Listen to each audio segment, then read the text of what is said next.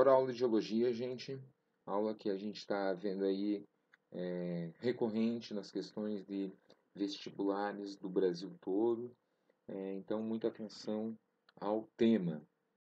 Geologia é a ciência que estuda a Terra, né? A gente estuda a composição, estrutura, as propriedades físicas, a história da evolução da Terra, né? E os processos que dão forma ao planeta junto com a geomorfologia.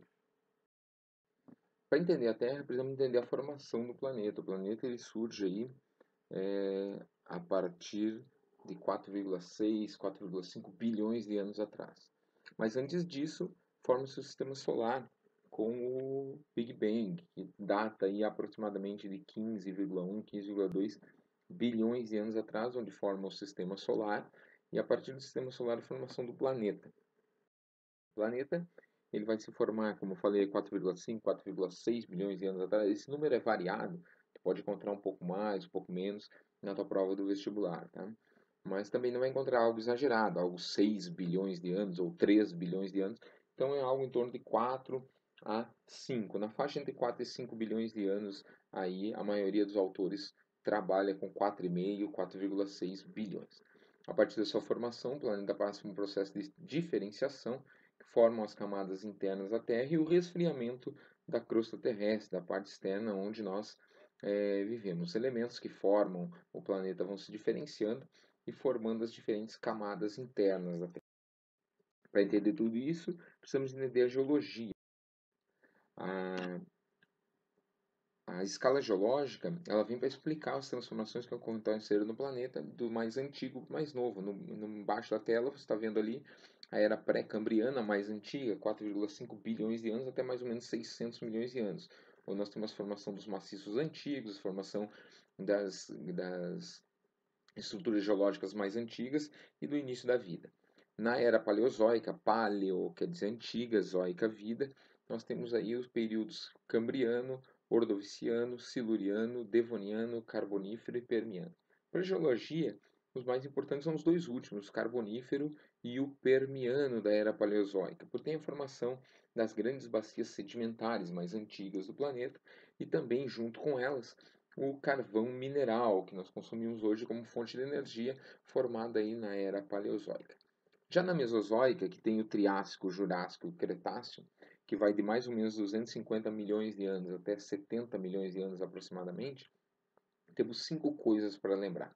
Primeiro, que essa era foi a era do domínio dos grandes sauros. A Mesozoica foi a era do domínio do dinossauro sobre o planeta.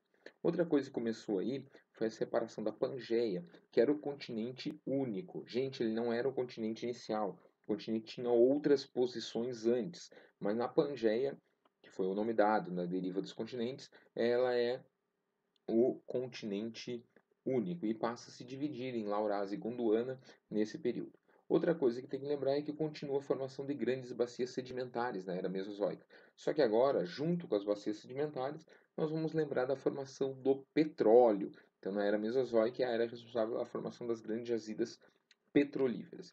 Outra coisa é o vulcanismo dessa época, que era muito intenso por causa da separação dessa Pangeia, e os derrames de lavas que deram origem a planaltos. Em Santa Catarina, por exemplo, Paraná e Rio Grande do Sul, nós temos planaltos de origem desta era, né, desta era geológica. A mais recente era a Cenozoica, recente zoica, vida recente, dividida em terciário e quaternário. No período terciário da era Cenozoica, nós precisamos lembrar aí a formação das grandes cadeias montanhosas, né? Como os Alpes, os Andes, o Himalaia, a formação das bacias sedimentares, inclusive petrolíferas, mais recentes. E no quaternário nós temos aí a última glaciação no quaternário, né? E temos também o domínio do homem sobre o planeta. Lembrem também aí que os depósitos sedimentares recentes são todos do quaternário. Como, por exemplo, a areia da praia é um depósito sedimentar recente, formando agora no quaternário do Holoceno. Então aí as eras geológicas. Gente, tem que saber a era geológica, tem que lembrar esses detalhes, porque é cobrado em prova. Aqui um quadro mais simplificado das eras geológicas, para quem conseguir acha melhor de gravar, enfim, fica à disposição. Teoria da deriva dos continentes, da separação, como eu falei para vocês, né, um alemão chamado Alfred Wegener tem essa ideia, né, e sai pesquisar pelo planeta a teoria de os continentes estavam se separando. A partir de indícios encontrados na América do Sul e na África, ele observa desde fósseis, rochas e mesmo animais que têm antecedentes, antepassados comuns nesses continentes. Nós vamos, ele vai bolar a ideia da deriva dos continentes, mas não sem saber explicar como esses continentes se separaram, né? Só mais tarde, com a descoberta da movimentação das placas tectônicas, vai entender a deriva dos continentes. A partir dessa ideia da deriva, nós temos a Pangeia, se dividida em dois continentes, que é a Laurásia mais ao norte, a Gondwana ao sul, e esse processo seguindo até chegar no sistema de continentes que nós temos hoje, que não estão parados, continuam se movimentando, continuam se trocando de posição, e daqui a alguns milhares de anos essas posições serão diferentes também. Aqui as placas tectônicas são as responsáveis por essa movimentação. As placas tectônicas se movimentam graças ao movimento convectivo do magma no manto superior. Então vão movimentar essas placas. Aqui as principais placas tectônicas do planeta. É bom saber elas, a localização delas, onde estão se encontrando, onde estão se separando, para ver o tipo de encontro. Três tipos de encontro de placas tectônicas, então. Um encontro construtivo de placas, constrói nova placa num movimento divergente, uma placa sai para cada lado, onde o magma sobe, constrói nova placa tectônica e forma aí as dorsais mesoceânicas. Então, nessa área são as áreas mais baixas das placas tectônicas, fundo oceânico normalmente, se apresenta e forma uma dorsal. O segundo movimento é o limite destrutivo de placa, onde uma placa desce, movimento chamado subducção, outra placa sobe e se dobra, né, fazendo esse movimento chamado orogênese, que é um movimento horizontal, formando os dobramentos modernos. Tá? Uma placa se destrói no magma, por isso é limite destrutivo, é um movimento convergente das placas. E o limite conservativo, onde nem destrói nem constrói nova placa, nós temos aí esse movimento horizontal aí das placas tectônicas, uma raspando, né, entre na outra. Aqui o movimento convectivo do magma no manto superior, observem ali, esse movimento convectivo é que vai movimentar, perdão, as placas tectônicas, nos três movimentos que tu vê à direita aí do teu vídeo. E depois, mais abaixo, nós temos um esquema da crosta terrestre, onde nós temos os movimentos convectivos do magma, o movimento das placas, e as áreas onde elas divergem e onde elas convergem aí no planeta. Aqui é a falha de San Andrés, na Califórnia, onde nós vamos ter aí um movimento transcorrente da placa tectônica, né, ou transformante, onde uma placa não vai nem destruir, nem construir nova placa, ela vai conservar as placas que já tem. Estrutura geológica, nós temos três estruturas geológicas no planeta, os escudos cristalinos, né, os crátons, que são as mais antigas, né, mais de 600 milhões de anos atrás de formação, são rochas chamadas cristalinas que formam esse sistema.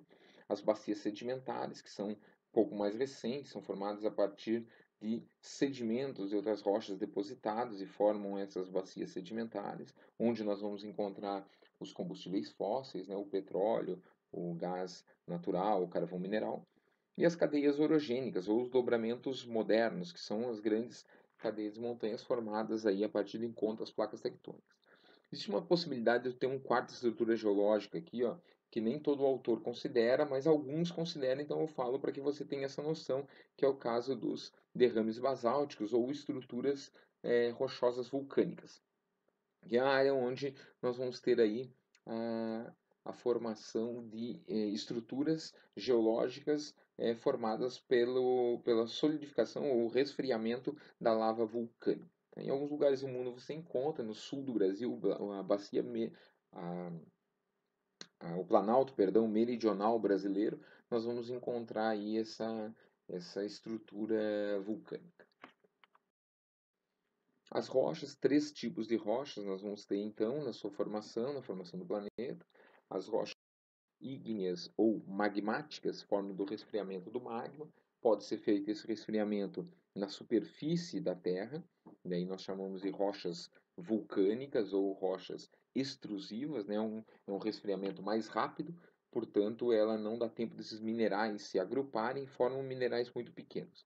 E as rochas plutônicas que se formam no interior da Terra, ou rochas intrusivas, que é um resfriamento mais lento, portanto, dá tempo de ela formar minerais maiores e, portanto, tu consegue enxergar os minerais diferentes nas rochas. Aqui nós temos exemplo de rochas ígneas plutônicas. O primeiro exemplo é a rocha ígnea plutônica, onde os minerais são maiores. Observe que você enxerga os minerais aí na rocha, né? E basalto, esse na primeira no caso granito, a segunda é o basalto, rocha ígnea vulcânica, onde você não consegue enxergar os minerais porque é um resfriamento mais rápido, né? Não dá tempo desses minerais se organizarem. Aqui a estrutura onde se forma, o granito no interior da crosta, o basalto na superfície. Rochas sedimentares são rochas formadas a partir do intemperismo e do processo erosivo, né? Então, o intemperismo é a quebra, a meteorização, né? A quebra do material rochoso que vai ser transportado e depositado. Nesse depósito, sofre um processo de compactação, que nós chamamos de litificação, e forma, então, as rochas sedimentares. Aqui exemplos de rochas sedimentares. A primeira ali é um arenito. A segunda imagem você está observando ali também arenito. Na parte superior é uma quantidade maior de ferro, por isso que tem essa erosão, esse intemperismo diferencial aí nesse sistema em Ponta Grossa, nessa aí na região do Paraná. E um conglomerado, aqui a última imagem também, um exemplo de rocha sedimentar. O processo de formação da rocha sedimentar, a compactação, lembrando que as rochas sedimentares são onde nós podemos encontrar os combustíveis fósseis, né, as fossilizações, somente em rochas sedimentares. As rochas metamórficas são as rochas transformadas, né? Ígnea sedimentar ou mesmo a metamórfica, por aumento de pressão, aumento de temperatura, essas rochas passam por um processo que seria o início de um processo de derretimento e para. Então aí nós temos o mármore, o gneiss, os mais comuns aparecendo nas provas. Essas três metamorfismos são os mais comuns de aparecerem e cobrar. O granito, quando metamorfizado, aumenta a pressão, aumenta a temperatura sobre o granito, ele vira gneiss. O arenito aumenta a pressão, aumenta a temperatura sobre ele, vai virar o quartzito. E o calcário, que é sedimentar também, que nem o arenito, vai formar aí o mármore. O granito lembra que ele é ígnea, né? Rocha ígnea. Aqui os tipos de metamorfismo que nós podemos ter. E o ciclo das rochas, né? Então, a partir do magma, todas as transformações que acontecem com a rocha, todo esse processo de formação, até a possibilidade dela entrar em fusão e virar magma novamente. Então, a rocha metamórfica que pode entrar em fusão e virar magma novamente. Então, todo esse processo que eu expliquei sobre a formação das rochas, aqui todos juntos nessa mesma imagem. Atenção que alguns vestibulares gostam de usar essa imagem aqui e retirar algumas questões aí do meio e te perguntar sobre o processo do ciclo das rochas. Então, atenta a essa imagem importante. Um resumo sobre rochas e a estrutura interna da Terra. A estrutura interna da Terra, então, crosta, manto e núcleo, só que agora com algumas divisões. Vamos lá.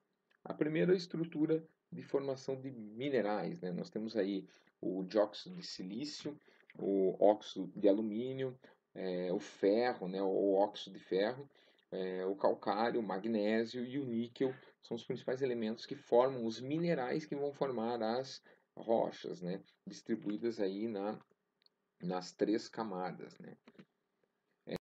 Temos então a estrutura interna da Terra. A crosta terrestre é dividida em crosta oceânica e crosta continental, que são estruturas diferenciadas, com espessuras diferentes, com formas diferentes da gente entender. A crosta oceânica ela é mais basáltica, né, por conta da separação das placas tectônicas, e a crosta oceânica ela é mais granítica, né, então formada em rochas intrusivas. Já o manto, também dividido em manto superior e manto inferior, também com duas camadas, ele vai ser um material magmático, né, no interior da crosta terrestre. Então ele vai ter no manto superior a formação dos movimentos convectivos, que movimentam as placas tectônicas, e no manto inferior ele já não tem movimento. O núcleo também é dividido em duas partes, o núcleo externo, que ele é pastoso, o núcleo interno, que ele é sólido. O núcleo externo, ele é pastoso, é formado do material magmático, mas com a maior pressão interna dentro da Terra, ele aumenta essa compactação, então ele fica mais denso, né? Então ele fica pastoso por conta do excesso de pressão interna do planeta. Já o núcleo interno, ele é sólido, formado principalmente de níquel e ferro, que são os elementos que compõem, e o núcleo interno da Terra, ele gira em alta velocidade, ele é praticamente um reator nuclear no interior da Terra, produzindo energia que mantém a temperatura interna do planeta. Aqui nós temos duas classificações, o modelo estático da crosta terrestre, que é isso que a gente falou agora para vocês, e o modelo dinâmico, né, que forma aí pela litosfera, que vai formar toda a crosta terrestre mais um pedaço do manto superior, então forma-se a litosfera, a astenosfera, que é a parte que sobrou do manto superior, e a mesosfera, que é a camada mais do manto inferior. O núcleo externo e o núcleo interno continuam com a mesma característica. Uma coisa importante a lembrar são as descontinuidades. Descontinuidades são como faixas de transição entre uma camada e outra. Descontinuidade de Mohorovic é a primeira entre a crosta e o manto. Nós temos a descontinuidade de Gutenberg entre o manto inferior e o núcleo externo, e a descontinuidade de Lerman entre o núcleo externo e o núcleo interno. Então, faixas de transição entre as camadas. Isso aí, galera. Então, aí a aula de geologia. Obrigado pela atenção de vocês. Na sequência, nós temos aí a aula de geologia. Geomorfologia, perdão. Um abraço.